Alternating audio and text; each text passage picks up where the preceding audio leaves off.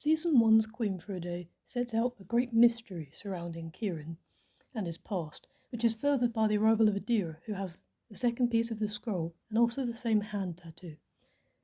Now this is in Season 1, and I praise Season 1 greatly for its build-up of themes and the potential that it inspires for the rest of the show. And through Season 2 even, we get small pieces of information about this Dark Kingdom, which is a terrible name by the way. And two of the characters in this that are introduced in this season have this really cool fighting style. They're part of a brotherhood. You've got all this intrigue surrounding them. You want to know more. You're like, this is an interesting culture that's separate from Corona. It's separate from everything we know. It could be really interesting, and it has a lot of potential. Only for the Dark Kingdom, terrible name, to be completely absent from Season 3. Seriously, Cassandra took the Moonstone, and after a year of travelling to this place, the whole group just leaves and speed montages their way back to Corona. We leave the Dark Kingdom, we leave King Edmund, bye-bye Adira, bye Hector. We barely knew you. So I have a few problems with the way that the Dark Kingdom is presented. All of its build-up I think is pretty nice, okay, it builds up quite well and it left me with expectations, but I was severely disappointed by a number of things. Firstly, the fact that we never go there again. We spent all of Season 2 to get to the Dark Kingdom and then we left immediately. So I didn't get to see any of it. What was the point? The way it has a supposed backstory surrounding it, there's this magical artifact, the Moonstone, it impacts the land around it, the environment, it's got this cool protection idea going on, it's built a castle by itself, the land is a strange colour. It's really interesting, and I'm wondering, I have all these questions. How do people survive there? What do they eat there? How does this impact the way that they live? And none of that is answered. I have no idea how the Moonstone impacted the people who lived in the Dark Kingdom. And speaking of these people, they just disappeared in a flashback. It was oh look, there were people. They left though. Who were they? What made them different from everyone else? We spent 4 episodes in Vardaros, whatever you're going to call it, and I only really needed like the first 5 minutes. I had a pretty good understanding of what it was like there. It had cool architecture, it had some politics going on, it had corruption. I was interested, at least for the first episode. We know nothing about the people of the Dark Kingdom except for the Brotherhood's fighting styles, which are interesting, but I don't know what the regular people of the Dark Kingdom are like. Are the Brotherhood special? Or is that just what people are like? They managed to somehow beat old Corona at having low relevance to the plot. The fact that it has no culture, no personality, no interesting languages, except for if you're like me and you look at Varian's handwritings on the wall and go, that looks like you've got some German in there. And I thought, maybe they speak German and English in the Dark Kingdom, and that's why Varian learned it from his dad. But you really have to stretch it to make any sense. There's also, for some reason, no houses in the Dark Kingdom last time I checked. The only infrastructure we get is these little carriages that go over the giant hole in the ground towards the castle. Did everyone live in the castle? And then of course there's the fact that Kieran never speaks to Varian about the Dark Kingdom before he's encapsulated by the rocks, or after when he's freed by it. He wrote a note, and this darn note is never spoken of. It's like, what was the note? Oh, it was nothing. Then why did we get such brilliant scenes in Season 1 where we're focusing on Kieran's need to write his last words to Varian before he dies? Varian's only known parent comes from another land, and we know nothing about how that impacts them. How did that impact Kieran being an immigrant and living in Corona? How does that impact Varian as having a parent who's from a different place and likely has different culture to other people? Does he have an interesting childhood impacted by traditions from the Dark Kingdom, which needs a better name? All of these things that I wanted from a new land, a new country, and none of it. It just doesn't... It has no relevance to the story. All it is a holding spot for the Moonstone. It could have just been a cave somewhere. It really just doesn't matter. Eugene's Prince of the Dark Kingdom, you say? Well, who cares? Because it doesn't impact him except, oh, that's funny, isn't it? I'm a prince, I guess.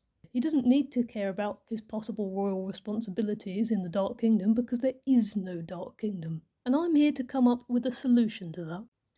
So I'm here to preach a concept about what the Dark Kingdom could have been used for in Season 3. So imagine this. In addition to culture in the Dark Kingdom, the Moonstone has been seen as a symbol of protection in this kingdom, and over the generations it's become involved in a ceremony to kind of like in a christening, where they welcome new members of the kingdom. Let's say it involves some kind of a acceptance by the Moonstone. You get protected by its powers, and they don't know it, but it might expect something in return. This is why the people build their kingdom here, though, because despite the terrain, the Moonstone, its rocks and its power protects them and keeps them safe. The royal family doesn't have to be accepted by the Moonstone. A king from the past, he figured out that he could use the Moonstone, theoretically, to turn Dark Kingdom residents into extra loyal citizens. In kind of like how the mind trap works in the show, but he didn't necessarily use it because I don't think anyone. Well, I don't know. We could think of this later if it was more fleshed out, but surely it would be in history books if he did use it. Nevertheless, he wrote down this secret and put it on a scroll that was sent to the keeper of the spire, with a note, well, telling him not to give it to anyone of the Dark Kingdom or any external people, only to members of the Dark Kingdom royal family. In the series, when Adira tells Rapunzel and her friends about the spire, she goes out and finds this piece of paper, telling her about how the Moonstone could be used to take control of people from the Dark Kingdom who've been blessed in the ceremony. She makes it the purpose of her journey to tell King Edmund about this and warn people. When they reach the Dark Kingdom, Adira tells the king, like with a whisper or something, about this problem, but because the king is like he is, he accidentally says it out loud, which allows the rest of the group, including Cassandra, to overhear this power of the Moonstone. So when Cassandra takes the Moonstone, it's for a different reason in this version of the story.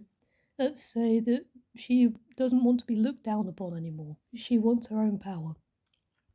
And she uses the Moonstone to force the people of the Dark Kingdom to push Rapunzel and her friends out of the kingdom and prevent them from reaching her. The members of the kingdom are allowed to be themselves when they're not obeying this command, like when they're in a kind of neutral mode, and they're just themselves as they normally would be. And perhaps we get an episode, or half an episode, where we see a tradition of the Dark Kingdom playing out and Cassandra's involved in it. Cassandra becomes the new queen, you'd say, of the Dark Kingdom, because she's now in command. And the rest of the group, including King Edmund, head back to Corona to try and figure out what to do next. They get interrupted by the whole stuff with the place has been taken over by the Sapporians and get rid of that.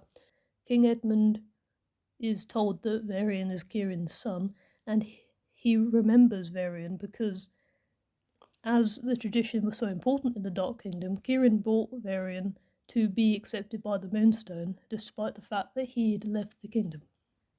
When Varian is back with the group and he's told about this ceremony with the Moonstone, and he's given the scroll, because he should be given the scroll, he's able to read it.